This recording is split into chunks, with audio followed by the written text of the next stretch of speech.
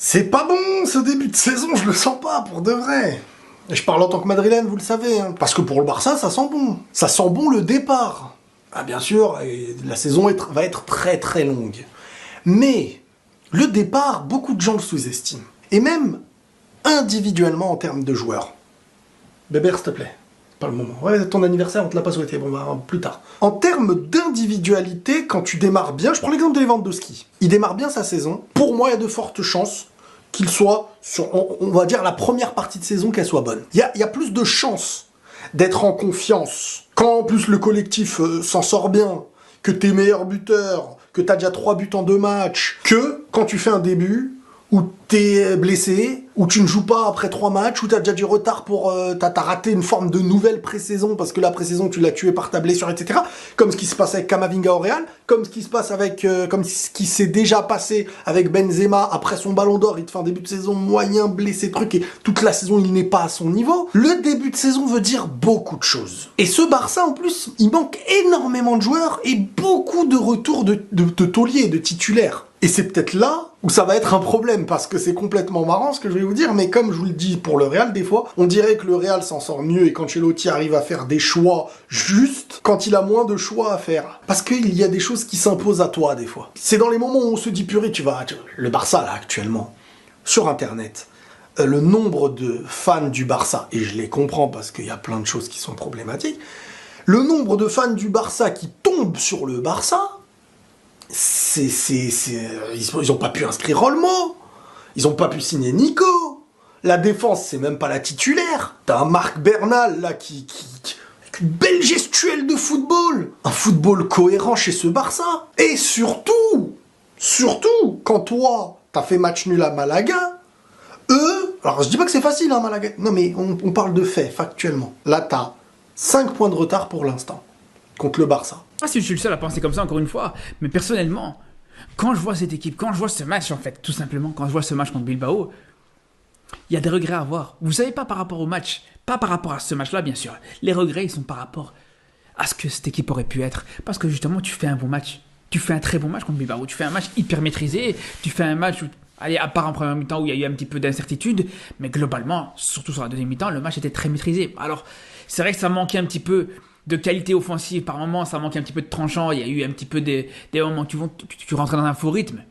Mais là où je vous dis je suis très frustré, c'est que je me dis qu'est-ce qu'aurait pu être cette équipe.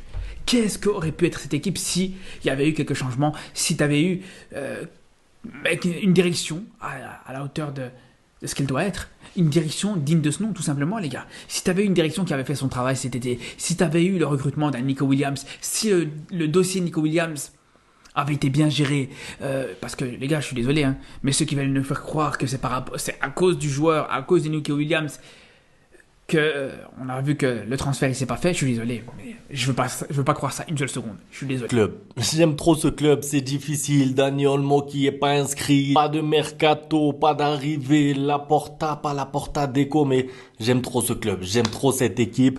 Victoire du Barça contre Bilbao, victoire plus qu'importante et je dirais d'abord pour commencer victoire méritée parce que en termes de mérite, il y a pas de débat. Le Barça mérite sa victoire contre Bilbao. On savait que ça allait être un match difficile. Vous jouez contre Bilbao, l'une des meilleures équipes de Liga qui a en plus l'un des meilleurs attaquants, Nico Williams. On va parler de lui après. On va parler de son duel perdu face à Koundé. Une composition encore, en tout cas sur le papier, très offensive. Et moi, j'aime bien. Je sais qu'il y en a qui attendent de l'équilibre et tout. Moi aussi, bien sûr, je veux voir un Barça équilibré. Mais j'ai trouvé que ce Barça était équilibré. Alors peut-être que sur le papier, on se dit, oh, 4 attaquants, Rafinha, Ferran Torres, Lamine Yamal, Lewandowski, c'est peut-être beaucoup, mais en fait, ça tourne bien. Pourquoi? Parce que Rafinha fait les efforts, parce que même Ferran Torres sans ballon fait les efforts, et parce que Bernal, ça tient la route. Et je dirais même mieux, ça tient plus que la route, c'est performant. Dans un match à domicile comme ça, Bernal, sans Casado, Liga face à Bilbao, un milieu expérimenté en face, franchement, Bernal, bravo. Donc le Barça arrive à ouvrir le score, Lamine Yamal, but incroyable, premier but de la saison pour lui.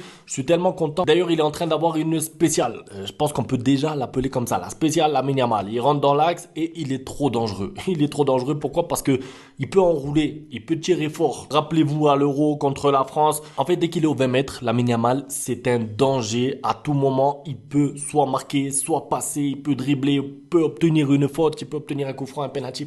Lamine Yamal, franchement, trop complet. Et quand il est comme ça aux abords de la surface, trop dangereux. Alors sa frappe, je sais qu'elle est déviée, ça va être un but quand même qui lui sera compté à lui, mais vraiment Lamine Yamal plus que dangereux. Alors c'est pas mon homme du match aujourd'hui, et pourtant lui a marqué, et mon homme du match, non. Mon homme du match, c'est qui? C'est Rafinha. Je reviens sur lui un petit peu plus tard parce que malheureusement, entre-temps, égalisation de Bilbao, penalty, et franchement, c'est un penalty bête parce qu'il arrive à un moment en fait où le Barça est enfin sous contrôle. Ça veut dire que le Barça mène 1-0, on s'approche de la pause, de la mi-temps.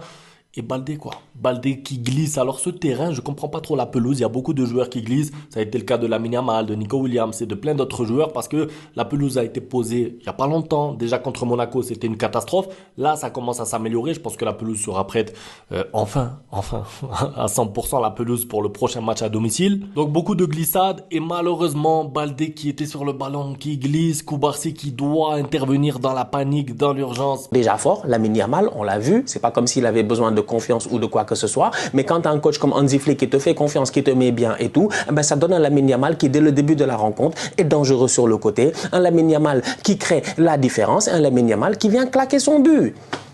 C'est aussi simple que cela en fait. C'est-à-dire que tu as un Barça qui, contrairement aux dernières années de Xavi, qu'on a eu l'occasion de voir, que dans ces matchs-là, ils étaient en train de paniquer et tout. On était là il n'y a pas longtemps. En janvier passé, ils ont joué ici face au frère Williams. L'autre Williams, il revient de la CAN. Le grand frère, il joue face au Barça. Il élimine le Barça, incapable de se qualifier avec le Ghana. Mais quand il revient avec Bilbao en Copa ou quoi que ce soit, il tape le Barça. On était là. C'était en janvier passé. On les traitait de tocards. C'était les grands nullards du quartier. C'était un Barça qui était en train de tomber. Et pourtant, c'est ce même Barça-là qui, même pas quelques mois plus tard, vient de taper Bilbao sans aucun problème, en étant solide. Franchement, en étant solide, avec la même jeunesse, en étant confiant. Et ça, je pense, ça passe à travers le coach qui insuffle cette confiance-là, qui dit au boy, vous êtes capable de le faire, d'oublier peut-être tous les problèmes qu'il y a et les problèmes extrasportifs, les problèmes de direction que tout le monde sait, que tout le monde connaît, qu'on le veuille ou non, franchement, c'est des problèmes qu'on connaît. Dani Olmo est là, ça fait quand même 2 semaines, il est là, il ne peut pas être inscrit, il ne peut pas jouer. Pourquoi il ne joue pas? Pourquoi il ne joue pas? En fait, si ce n'est pas ça des problèmes, ça c'est un problème. Appelle ça comme tu veux, mais c'est un problème. Mais pourquoi vous l'avez acheté? Vous l'avez acheté, ça fait 2 semaines, il est là, vous ne pouvez pas l'inscrire. Donc ça veut dire que vous n'avez pas les moyens de l'inscrire. Donc ça veut dire qu'il y a une règle quelque part qui vous empêche de l'inscrire. Donc ça veut dire que vous n'êtes pas en règle quelque part. Et nous tous, on sait que souvent quand on n'est pas en règle dans le football, c'est parce qu'il y a un problème de flouze et un problème de khalis. Donc aujourd'hui, on va être très sérieux. Le Barça, malgré tous ces soucis-là, je pense que Hansi réussit à dire à ses joueurs, restez calmes, restez posés. C'est pas grave les gars, jouez au football et concentrez-vous sur le football. Et sur le terrain, ils sont en train de nous le montrer. Un football très cohérent, une formation très cohérente. Franchement, aujourd'hui, ils sont venus avec une défense.